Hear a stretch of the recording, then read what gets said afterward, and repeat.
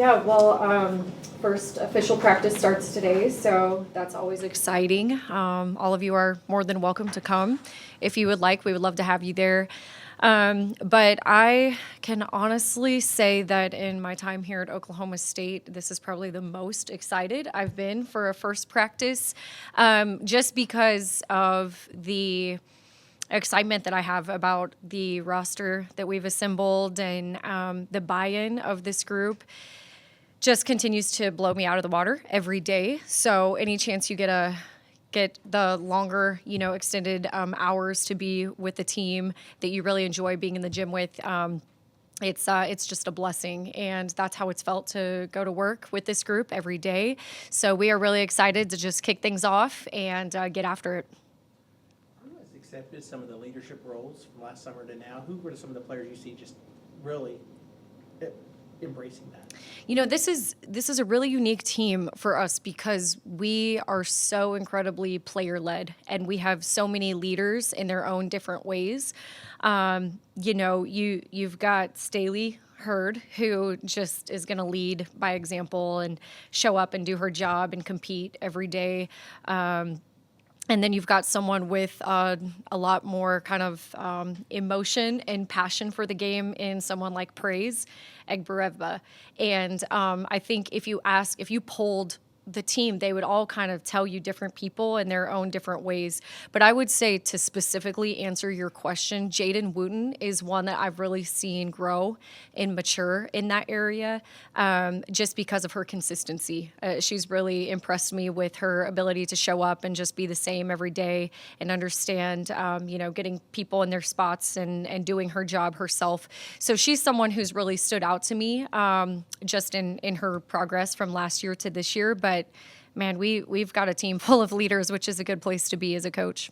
Is it a bonus, you mentioned, Jaden, is it a bonus that a leader like that is also a point guard? 1,000%. Yeah. I mean, your point guards are, they're your coaches on the floor. They're the floor generals. We put a ton of expectation on our point guards here. I was a point guard. I see the game, through that lens. And so I put a lot of responsibility and ownership on our point guards, and watching her and our other, quote unquote point guard, Amari Whiting. I think they both are incredible playing with each other and can play off of each other. But that's certainly an expectation that we have. And so they know that. And it's definitely a bonus when you don't have to really pry that out of your point guards. Go ahead. Last year, it kind of felt like the transfer portal class was so big for kind of building the team together. How big was it for this offseason, and what can you kind of say about the class you brought in going into this year? Yeah, well, part of the reason I'm probably so excited about this upcoming season is we have more continuity. Last year, I felt really good about our continuity, right? This year, I feel even better. And so that just goes such a long way. And then we were able to add a really elite portal class, seventh best portal class by ESPN in the country. And so, of course, that's exciting. And, I feel like every single player who transferred, they were so intentional with their decision of wanting to be here and wanting to be a part of what we have. I think we have kind of a unique way of doing things, and a culture that a lot of people are really attracted to right now. And so to see, those veteran players really come together with the portal kids that are so talented, it's just been really cool to see. Losing Tenen from last year, how important will it be to get some people to step up in that center slot? Well, I mean, Tenen was, I don't know that you can replace a defensive presence like her, right? She was incredible for us, and just such a force defensively for how we were able to play.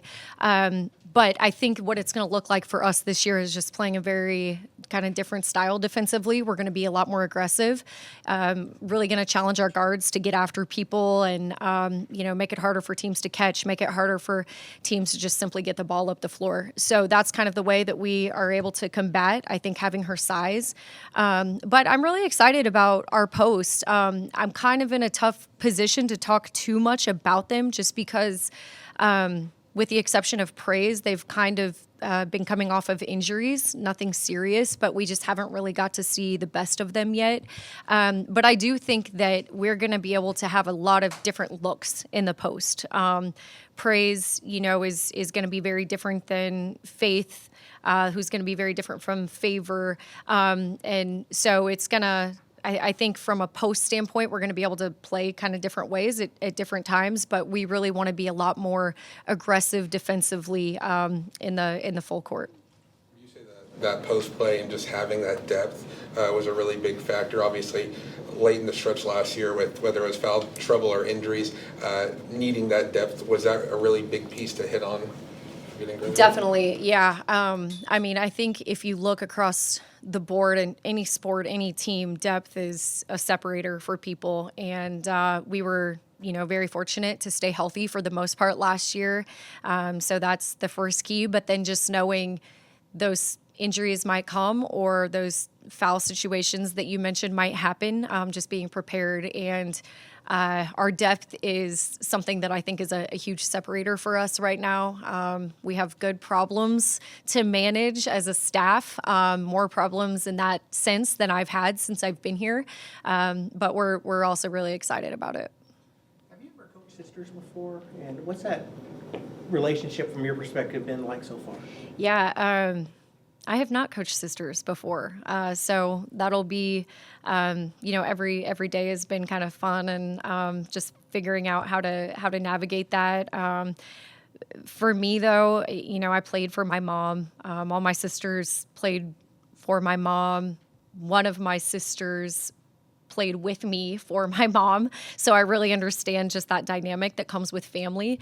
And obviously I have a sister on staff that I work with every day right now. And so I feel like kind of having gone through it myself as a player and as a coach, it has helped me navigate that. But it's been so neat to watch those two. I didn't think that Staley could really get much better than what she's been, but it's been really neat to see Tyla kind of bring out the best in her. And Staley she puts so much responsibility on herself to be a great big sister and kind of mentor for Tyla. And so I think that's also kind of what has helped Staley. But then you see, Staley bringing out the best in Tyla as well. So it's been a really neat dynamic to be a part of. Do you see a different side of Staley's personality at all, or is she still the same person? I do. I've seen her be way more playful, but then at the same time, she's also even more business-like when she's trying to set that example. So it's been really just fun to kind of watch Staley in a light that I haven't seen her in before.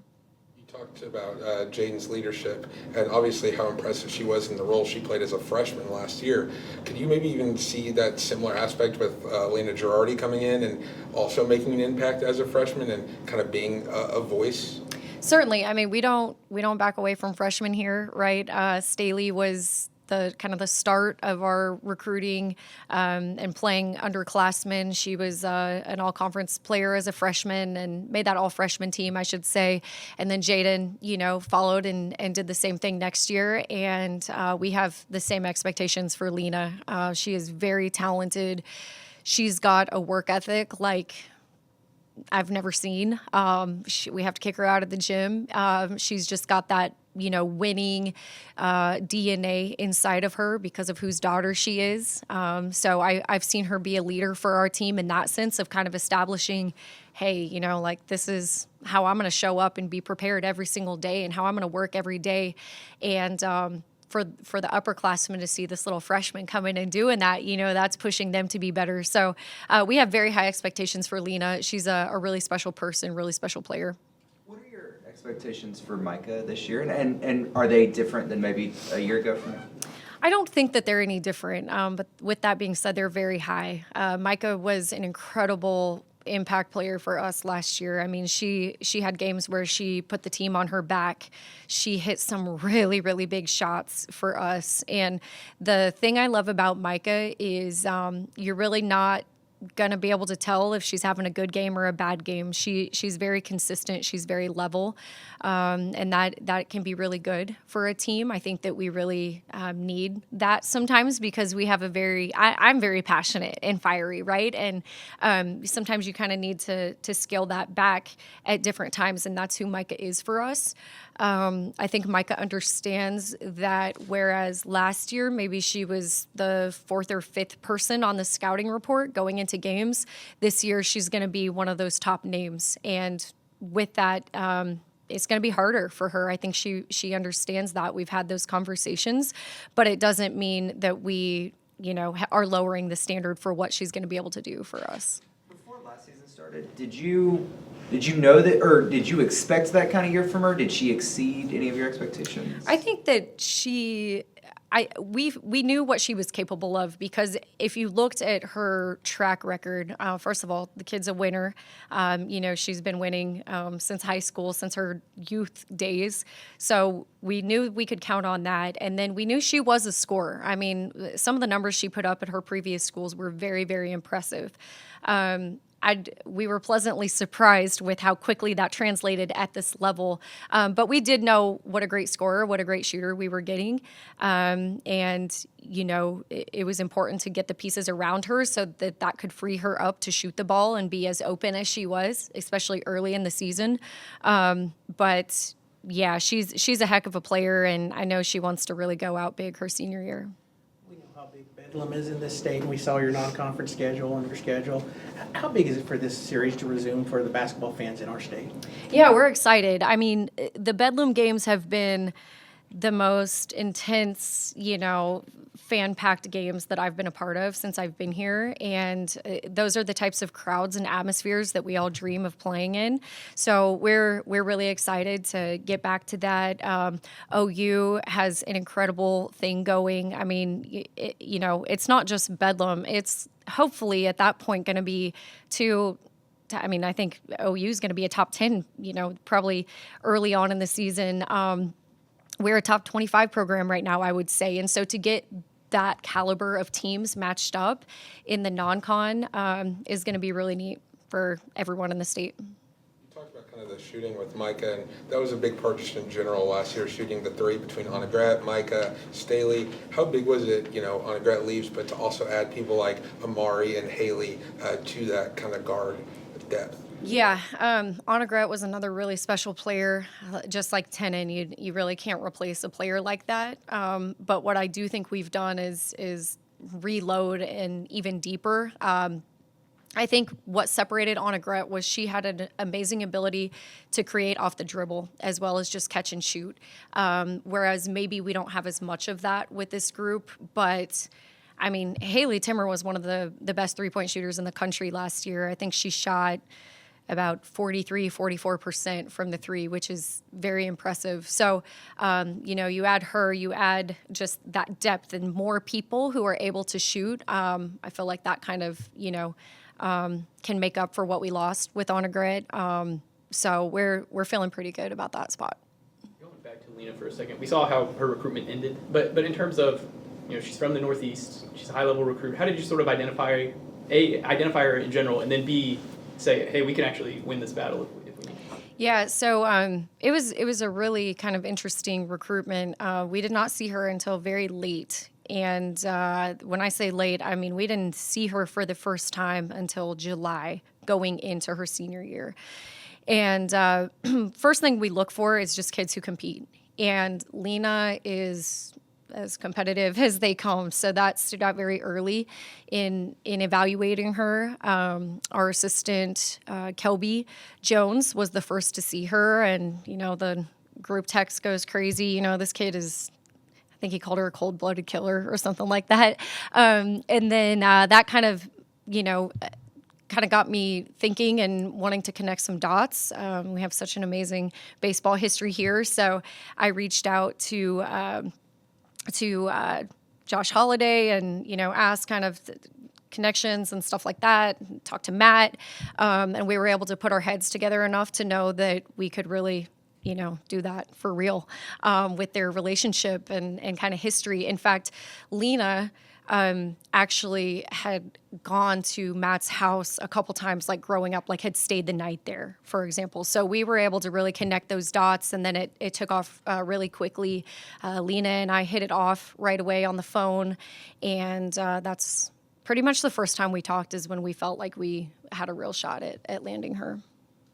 Is that the first time you've ever brought the baseball coach's brother into a recruiting company? Yes, it is. It absolutely is. But recruiting Lena and now knowing her, it's so special for me as a coach to get to be around Joe, because when I first saw Lena, Joe was watching. He watches every game, and he's got his iPad like this, and we joke with him because he's just dad. You would not know he's, a Hall of Fame baseball player or coach. He's just dad, and he's the best dad. But then when you get into coach speak with him, you realize, oh my gosh, this man is just different. He's built different, and he is who he is for a reason. So it's been really neat for me as a coach to get to experience that. He actually came and spoke to our team this off season and just blew everyone out of the water. I mean, I think I had like 3 pages of notes after he talked to us.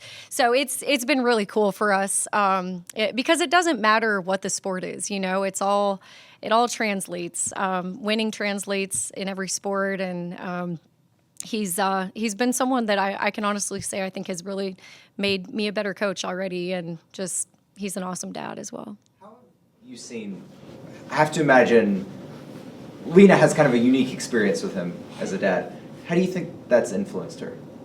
Well, I mean, just think about her growing up, I mean, she's in the clubhouse, she's rubbing arms with Jeter, and and I mean, I could go on and on and on. Like, what she has watched from a very young age and thought was normal is not normal, but that's what makes her really unique and special. Is she's been around greatness in every capacity. So I think one of the areas I have really bonded with Lena that I think people don't understand is just that she is a coach's kid. Maybe not for basketball, but she is a coach's kid, and she has this empathy that allows her to connect with me on a coaching level, because she has seen her dad, have the highest of highs and the lowest of lows, and she's very emotionally, her emotional intelligence is just off the charts, and so that's been something that I think we've really been able to bond over,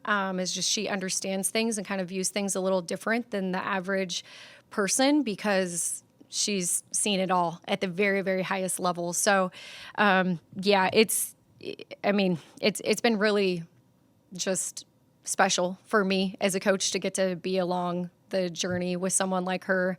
But you definitely can talk to Joe for about 1 minute, and her mom. I think everyone kind of sleeps on Kim. She is actually like the person who lights up the room. She's a very special person as well.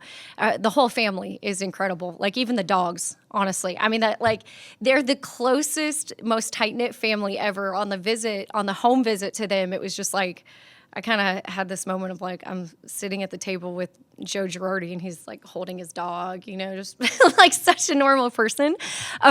They're so genuine, which I think is part of what makes them so special. Is they've